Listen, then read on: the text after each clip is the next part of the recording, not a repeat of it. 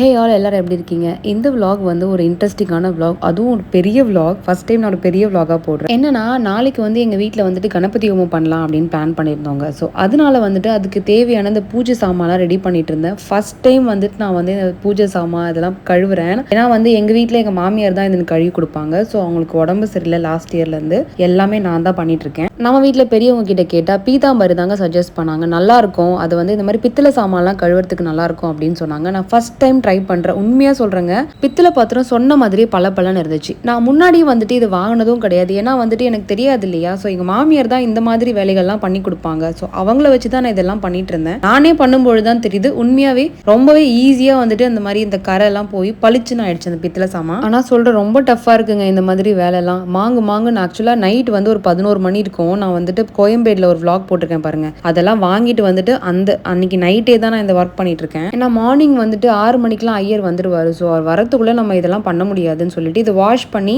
மஞ்சள் குங்குமம்லாம் முன்னாடியே வச்சா தானே காலைல விளக்கேற்ற கரெக்டாக இருக்கும் அப்படின்னு சொல்லிட்டு நான் பண்ணிட்டேன். அதே மாதிரி ஐயர் சீக்கிரம் வந்துட்டாருங்க. வரத்துக்குள்ளேயுமே நான் முந்தின நாள் நைட்டே ரெடி பண்ணி வச்சதுனால எனக்கு கொஞ்சம் ஈஸியாக இருந்துச்சு. லாஸ்ட் 1 இயராகவே வந்துட்டு ரொம்ப வேலை அதிகமாக இருக்குது. ஏன்னா நாங்கள் ஆஃபீஸ் பிஸ்னஸ் ஓரியன்டாக வெளியே போகிறது வர்றது, அப்புறம் வீட்டுக்கு எல்லாமே நாங்களே பண்ணுறதுனால எங்களுக்கு டைமே இல்லை. அதனால இந்த விளக்கேற்றுறதுலாம் நான் பண்ணுறது இல்லைங்க. நான் அந்த 2 வெள்ளி குத்து விளக்கு மட்டும் தான் ஏற்றிட்டு இருந்தேன். அது இல்லைனா வெளியில் சின்னதாக ஒரு காமாட்சி அம்மன் விளக்கு இருக்குது, அது 2 மட்டும் தான் ஏற்றுவேன். பித்தளை விளக்கு நான் யூஸ் பண்ணுறது இல்லை கொஞ்ச நாளாகவே. பித்தளை குத்து விளக்கு இருந்தாலுமே சரி இதையும் கையோட கழுவிடலான்னு சொல்லிட்டு நான் வெள்ளி பாத்திரம்லையும் ட்ரை பண்ணேங்க. அந்த பீதாம்பரி ஆக்சுவலாக இதில் அவ்வளோவா ஒர்க் அவுட் ஆகலை. இந்த பக்கம் கருப்பாக இருக்கு இல்லையா, அது நான் பீதாம்பரி யூஸ் பண்ணாமல் வாஷ் பண்ணது.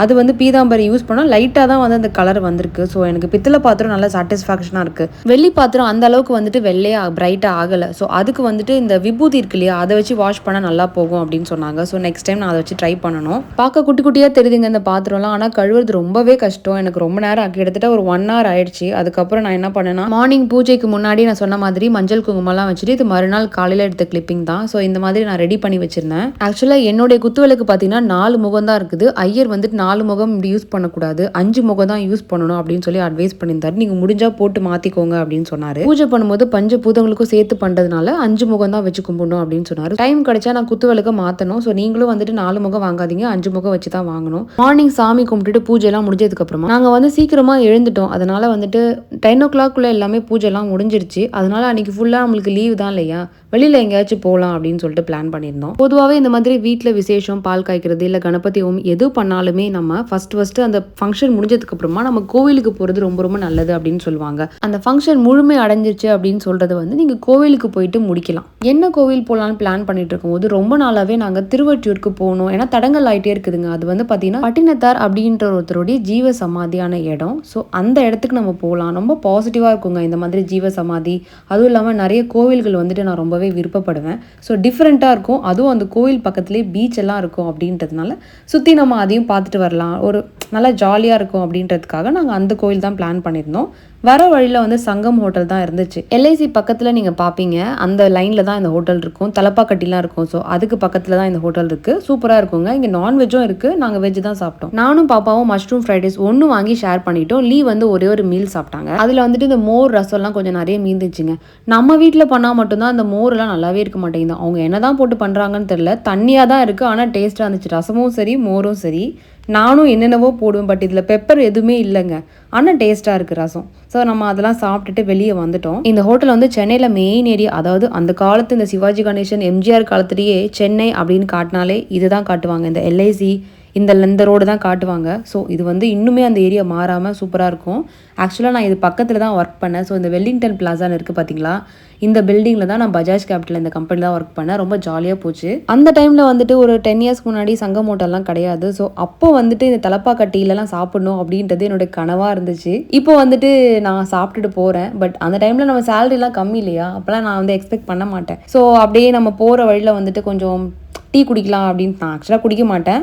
லீ சாப்பிட்ட ஒரு டீயில் வந்துட்டு நாங்கள் 1/3 சாப்பிட்டோம். லீக்கு நான் கிடைச்ச பட்ஜெட் பத்மநாபன் மாதிரி பட்ஜெட்டான ஒய்ஃபுங்க. ஏன்னா என்னால் ஃபுல்லாக சாப்பிட முடியாது.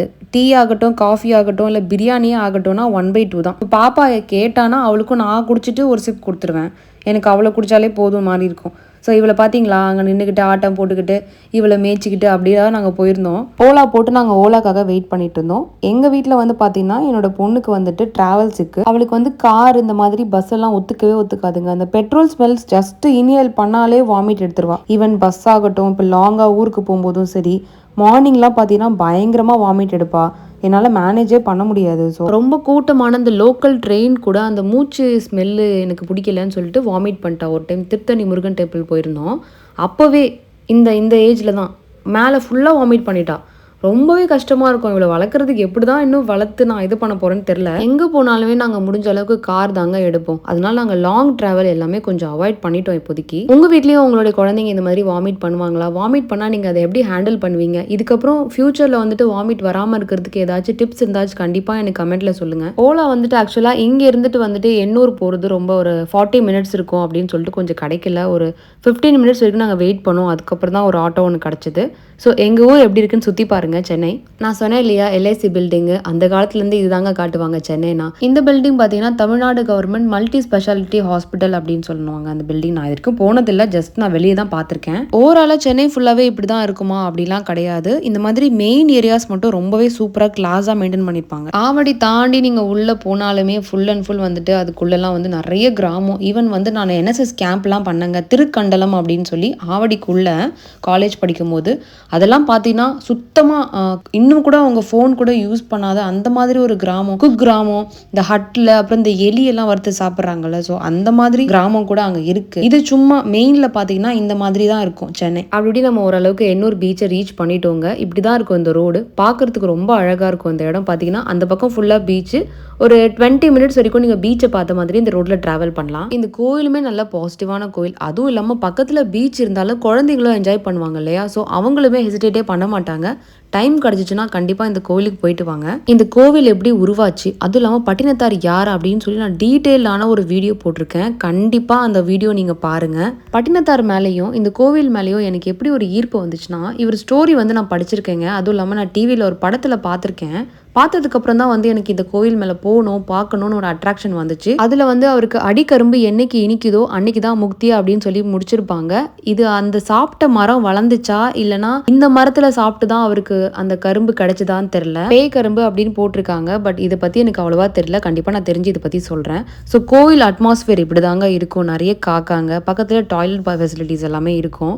ஸோ அதனால நம்ம லாங்காக போகிறத பற்றி நீங்கள் பயப்பட வேண்டாம். இந்த பக்கம் பாத்ரூம் எல்லாம் இருக்குது. இந்த கோவிலுக்கு பக்தர்கள் மெயினாக எதுக்காக வராங்கன்னா, நல்ல குழந்தை பிறக்கணும், அறிவாளியான குழந்தை பிறக்கணும், குழந்தை பாக்கியம் கிடைக்கணும் அப்படின்றதுக்காக மெயினாக வராங்கங்க. அதுவும் இல்லாமல் இந்த கோவிலுக்கு நீங்கள் வந்து போகிறதுக்கு அப்புறமா உங்களுக்கு வந்து இந்த பொருட்கள் மேலே ஆசை, மனசில் இருக்கிற தீய எண்ணம், அதுவும் இல்லாமல் மற்ற எல்லா மேலே உள்ள ஒரு பொறாமை, போட்டி, அந்த மாதிரி கெட்ட எண்ணங்கள் எல்லாமே போயிடும். மனசு தேவையில்லாமல் இந்த பெண்ணாத்துறது, இந்த அலைப்பாயுது அப்படின்னு சொல்லுவாங்க இல்லையா, அந்த மாதிரி ஆளுங்க இந்த கோவிலுக்கு வந்து கொஞ்ச நேரம் உட்காந்து தியானம் பண்ணிங்கன்னா உங்கள் மனசை ஒருநிலைப்படுத்தும் அப்படின்னு கண்டிப்பாக நம்பப்படுதுங்க. ஈவன் எனக்குமே வந்துட்டு அந்த மாதிரி தோணும். ஸோ அது மாதிரி மனசு ஏதோ மாறி இருக்குன்னு சொன்னால் நான் மெயினாக ஃபஸ்ட்டு போகிறது கோவிலுக்கு தான். கோவிலுக்கு போயிட்டு மெயினாக வந்துட்டு முடிஞ்சால் விளக்கு ஏற்றுவேன், இல்லைனா கற்பூரம் ஏற்றுவேன், இல்லை எதுவுமே ஏற்றாமல் சும்மாவே நாங்கள் வந்துடுவேன். இந்த டைம் இருந்ததுனால நான் வந்துட்டு ஒரு 6 விளக்கு வாங்கி எல்லாமே ஷேர் பண்ணி நாங்கள் 3 பேரும் ஷேர் பண்ணி ஏற்றினோம். கோவிலில் வந்து இப்படி தான் சுற்றி இருக்குங்க. ஆக்சுவலாக கோவிலில் வந்துட்டு இந்த கேமராலாம் அலோட் கிடையாது. ஸோ நான் விலாகுக்காக மட்டும் தான் எடுத்தனே. ஸோ அந்த பேய் கரும்புக்காக அவர் பாடிய அந்த பாடல் வரிகள் தான். ஸோ அதுக்காக பொருளும் கொடுத்துருக்குறாங்க. இதெல்லாம் பார்த்துட்டு கொஞ்ச நேரம் உட்காந்து நாங்கள் தியானம் பண்ணியிருந்தேன். தியானம்லாம் பண்ணிவிட்டு கோவிலுக்குள்ளே பார்த்தீங்கன்னா அவர் சிவலிங்கமாகவே உட்காந்துட்டாராங்க. அந்த வரலாறு பார்த்தீங்கன்னா உங்களுக்கே தெரியும். ஸோ அதை பார்த்துட்டு நீங்கள் இந்த வீடியோ பாருங்கள். பார்க்கலாம், இதுக்கப்புறம் இந்த வீடியோ போய் பாருங்கள். லிங்க் நான் டிஸ்கிரிப்ஷன் கீழே கொடுக்குறேன். நல்லபடியாக நாங்கள் வந்து சாமியெல்லாம் பார்த்துட்டு நாங்கள் தரிசிச்சுட்டு ஒரு 1/2 ஹவருக்கு மேலே நாங்கள் ஸ்பெண்ட் பண்ணுவோங்க. டைம் போனதே தெரியல. ஸோ சாமி கும்பிட்டுட்டு நாங்கள் பக்கத்துலேயே ஸ்ட்ரெயிட்டாக இந்த எண்ணூர் பீச்சுக்கு போயிட்டோம். பீச்சில் பார்த்தீங்கன்னா அந்த அளவுக்கு கூட்டமாக இல்லை, அதுவும் இல்லாமல் நிறைய கடையும் இருக்காது, இப்படி தான் இருக்கும். இந்த கடலெல்லாம் பார்த்தீங்கன்னா கொஞ்சம் அதிகமாக தான் இருந்துச்சுங்க. எனக்கு பயமாக இருந்தது போய் இறங்குறதுக்குமே. ஸோ அதனால நான் வந்துட்டு பார்த்து தான் இறங்கினேன். கூட்டம் கொஞ்சம் ஃபேமிலியாக தான் இருந்துச்சு. பட் சேஃப்டி இருக்குமான்னு எனக்கு சரியாக தெரில. எனக்கு அங்கே இருந்த மாதிரியும் தெரில. போலீஸ் எல்லாம் இருந்தாங்க. இந்த பீச்சில் பார்த்தீங்கன்னா அலை எப்படி வரும்னா 4 பக்கமும் வர மாதிரி இருக்குங்க. அப்படியே சுழண்டு வந்து நம்மளை அப்படியே கவர் பண்ணுற மாதிரி இருக்குது. எனக்கு இறங்குறதுக்கே ரொம்ப பயமாக இருக்குது. நீங்கள் பார்த்தீங்கன்னா உங்களுக்கே தெரியும். நான் வந்து ஒரு டைம் நிற்பேன் பார்த்தீங்கன்னா, அலை வந்து எப்படி வருதுங்க, இந்த பக்கத்துலேருந்து வருது, அந்த பக்கத்துலேருந்து வருது. ஒரு மாதிரி பயமாக இருக்குது. நம்ம நடுவில் நிற்கிற மாதிரி ஒரு ஃபீலாக இருக்குது. அதனால வந்து கொஞ்சம் கேர்ஃபுல்லாக தான் நான் உள்ளே ஒரு என்ஜாய் பண்ண மாதிரி எனக்கு ஃபீலாக இல்லை. அதுவும் இல்லாமல் இந்த கடலை வந்து குளிக்கிறதுக்குலாம் அந்த அளவுக்கு சேஃப்டி மெஷர்ஸ்லாம் இருந்த மாதிரி தெரியல.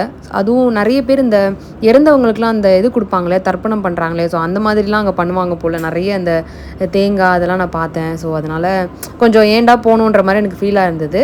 சுற்றி பார்த்திங்கன்னா உங்களுக்கே தெரியும், ஒரு மாதிரி கொஞ்சம் குப்பை அதிகமாக இருந்த மாதிரி தான் எனக்கு ஃபீல் ஆச்சு. ஸோ அதனால் நாங்கள் வந்து ரொம்ப இது பண்ணல.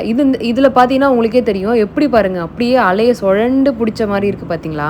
ஸோ அதனால் நான் அப்புறம் பயந்துட்டு சொல்லிட்டு நான் வெளியில் வந்துட்டேன். ஸ்ட்ரெயிட்டாக நாங்கள் என்ன பண்ணிட்டோம், அங்கேருந்து ஒரு 1/2 hour ட்ராவல் பண்ணி மெட்ரோ ஸ்டேஷன் இருக்குது திருவொற்றியூர். ஸோ அதுக்கு பக்கத்துலேயே ஒரு ஹோட்டல் இருந்துச்சுங்க. உண்மையாக சொல்கிறேன், இந்த ஹோட்டல் வந்துட்டு செம்மையாக இருந்தது. பட் நான் இப்போ சாப்பிட்றேன் இல்லையா, எனக்கு இது பிடிக்கல அவ்வளோவா. ஆப்பம் தேங்காய் பால் ஆப்பம் வந்து புளிப்பாக இருந்துச்சு. ஸோ அதனால் ரியாக்ஷனே இல்லாமல் தான் சாப்பிட்ருப்பேன். இந்த ஆப்பம் மட்டும்தாங்க மாவு புளிப்பாக இருந்துச்சு. மற்றபடி இந்த ஹோட்டல் சொல்ல போனால் வேறு லெவலுங்க. அதுவும் இல்லாமல் எல்லாமே சப்பாத்தி ஆகட்டும், சைட் டிஷ் ஆகட்டும், எல்லாமே ரொம்ப ரொம்ப டேஸ்ட்டாக இருந்துச்சு. இங்கே சாப்பிட்டதுக்கப்புறம் தான் வந்துட்டு நான்வெஜ் விட வெஜ்ஜு கூட டேஸ்ட்டாக இருக்கும் அப்படின்னு நான் ஃபீல் பண்ணேன். அப்புறம் நாங்கள் இந்த கார்லிக் பட்டர் நான் ஆர்டர் பண்ணியிருந்தோம். இது டேஸ்ட் பார்த்திங்கன்னா ரொம்ப சூப்பராக இருந்துச்சு. இது வரத்துக்கு வந்துட்டு ஒரு 40 to 45 minutes ஆயிடுச்சு. வெயிட் பண்ணதுக்கு ஒர்த் அப்படின்ற மாதிரி ரொம்ப டேஸ்ட்டாக இருந்துச்சு. சைட் டிஷ் பார்த்தீங்கன்னா காலிஃப்ளவர் சைட் டிஷ் ஒன்று கொடுத்துருந்தாங்க. வேறு லெவலில் இருந்துச்சு. இது வரைக்கும் நான் அந்த டேஸ்ட் நான் சாப்பிட்டதே கிடையாது. அந்த மாதிரி ரொம்ப டேஸ்ட்டாக நம்ம கேட்டதுக்கப்புறமா சுட சுட ரொம்ப நல்லா பண்ணி கொடுத்துருந்தாங்க. நான் ஆக்சுவலாக சாப்பிட்டேன், வயிறு ஃபுல்லாகிடுன்னு சொல்லிட்டு சும்மா ஒரே ஒரு பீஸ் தான் டேஸ்ட் பண்ணியிருந்தேன். நீங்கள் பார்த்தீங்கன்னா தெரியும், அந்த கார்லிக் அந்த பட்டர்லாம் போட்டு ரொம்ப நல்லா பண்ணியிருந்தாங்க. இந்த மாதிரி இந்த கார்லிக் பட்டர்னா நான் வேறு எங்கேயுமே டேஸ்ட் பண்ணதே கிடையாது. திருவொற்றியூரில் இந்த ஹோட்டலில் நீங்கள் சாப்பிட்ருந்தீங்கன்னா கமெண்ட்டில் சொல்லுங்கள். இல்லைனா வந்துட்டு கண்டிப்பாக ஒரே ஒரு நாள் ட்ரை பண்ணி பாருங்கள், ரொம்ப நல்லாயிருக்கும். நாங்கள் சைட் டிஷ் ஆர்டர் பண்ணியிருந்தோம் இல்லையா, அந்த கோபி பட்டர் மசாலா, அது வந்து அதிகமாக மிச்சம் ஆயிடுச்சுன்னு சொல்லிட்டு நாங்கள் வந்து ஸ்பெஷல் தோசை, அதாவது கீ ரோஸ்ட் ஒன்று ஆர்டர் பண்ணியிருந்தோங்க. அந்த கீ ரோஸ்ட் பார்த்தீங்கன்னா ஃபுல்லாகவே வந்து முருகலாக கொடுத்துருந்தாங்க. இது கூட நான் எங்கேயுமே சாப்பிட்டதே கிடையாது. ரொம்ப நல்லா இருந்துச்சு. ஸோ இதான் அந்த ஹோட்டல். கரெக்டாக அந்த மெட்ரோ ரயில்வே ஸ்டேஷன் இருக்குது திருவொற்றியூரில். அது பக்கத்தில் அந்த கீழே அங்கே வரும் அந்த இது. ஸோ சாப்பிட்டு நாங்கள் ஸ்ட்ரெயிட்டாக வந்து மெட்ரோ ஸ்டேஷனுக்குள்ளே போயிட்டோம். ஸ்டேஷன் இப்படி தான் இருக்குது. ஆக்சுவலாக எனக்கு வந்து மெட்ரோ ஸ்டேஷன் ரொம்ப ரொம்ப புதுசுங்க. நான் இது வரைக்கும் நான் போனதே கிடையாது மெட்ரோ ட்ரெயினில். ரொம்ப ரேராக தான். இது வந்து செகண்ட் டைமோ தேர்ட் டைம் தான் நான் போகிறேன்.